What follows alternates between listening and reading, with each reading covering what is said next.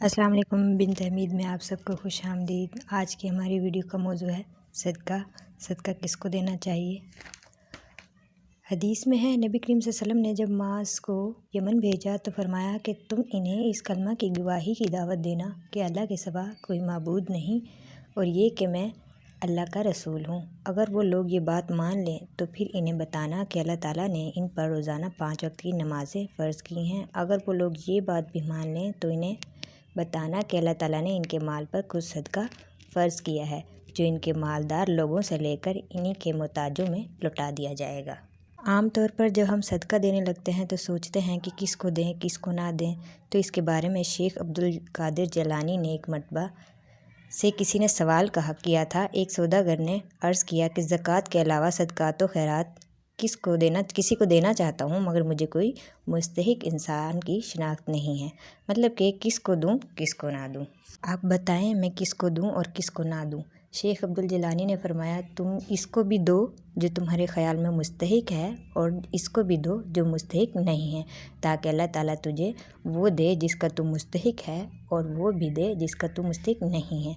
देखें कितनी प्यारी बात कही उन्होंने कि जो मुस्तहिक है उसे भी दो, जो नहीं है उसे भी दो। क्योंकि अल्लाह ताला हमें देते हुए ये नहीं सोचते कि मेरे बंदे के पास ये नेमत है, ये इसको ना दूँ।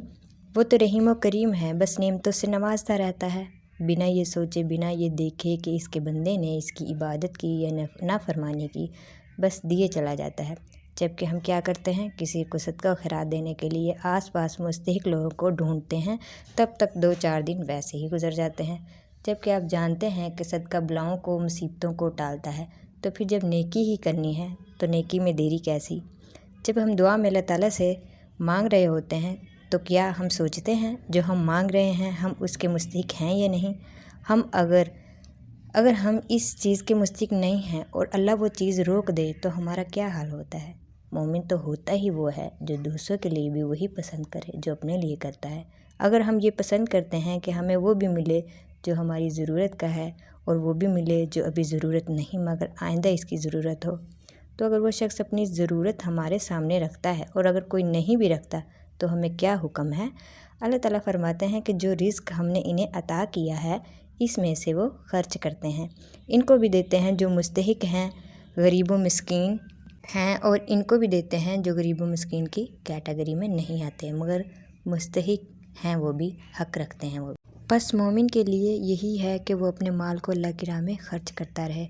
रसूल सल्लल्लाहु अलैहि वसल्लम ने फरमाया, बेहतरीन सदका वो है जो बेपरवाही के साथ दिया जाए। यानी कि जब आप सदका दो तो भूल जाओ, यानी नेकी कर दरिया में डाल, भूल जाओ। ऐसा नहीं कि तुम देने के बाद पीछा करना शुरू करो, लेने वाले पर एहसान जिताओ और इसी तरह इब्तिदा इससे करो जो तुम्हारा करीबी हो, जिनकी कफ़ालत तुम पर फ़र्ज़ है, यानी अपने बीवी बच्चों से, अपने घर वालों से, अपने रिश्तेदारों से। सही बुखारी में एक जगह और रसूल सल्लल्लाहु अलैहि वसल्लम ने फरमाया, जो शख्स हलाल कमाई से एक खजूर के बराबर सदका करे और अल्लाह ताला सिर्फ हलाल कमाई के सदक़े इसको कबूल करता है तो अल्लाह ताला इसे अपने दाहिने हाथ से कबूल करता है। हदीस से साबित होता है कि अगर आप हलाल की कमाई से एक खजूर का भी सदका दें तो अल्लाह ताला कबूल फरमाते हैं, ना कि हम ये सोचने बैठ जाएं कि हमारे पास बस 10 रुपये हैं, इसका क्या सदका होगा। मेरी प्यारी साथियों, सदका आपकी हलाल कमाई और नियत पर डिपेंड करता है, ना कि इस बात पर कि आपके पास 10 रुपये हैं या एक खजूर है सदका देने के लिए। और एक बात और, मैंने अक्सर सुना है लोग कहते हैं 1.25 किलो गोश्त सदके में दे दो। ठीक है, 1.25 किलो गोश्त दे दो, लेकिन अगर किसी के पास इतनी नहीं है कि वो इतना गोश्त ख़रीद सके तो वो इससे कम भी दे सकता है और इससे ज़्यादा भी दे सकता है। ज़रूरी नहीं कि आप 1.25 किलो ही देंगे। और अगर आजकल की जैसी महंगाई है और आप नहीं भी ख़रीद सकते गोश्त तो कोई बात नहीं, आप खजूर दे दें। बेशक चाहे आपके पास 1-2 खजूर ही हों, मगर आपकी नीयत साफ़ होनी चाहिए, तो आपका सदका कबूल किया जाएगा। अल्लाह हमें सदका खैरात करने वाला बनाए, आमीन सुम्मा आमीन। वीडियो को लाइक और चैनल को सब्सक्राइब कर दिया करें ताकि आपको हर नई वीडियो की नोटिफिकेशन मिलती रहे। जज़ाकल्लाह।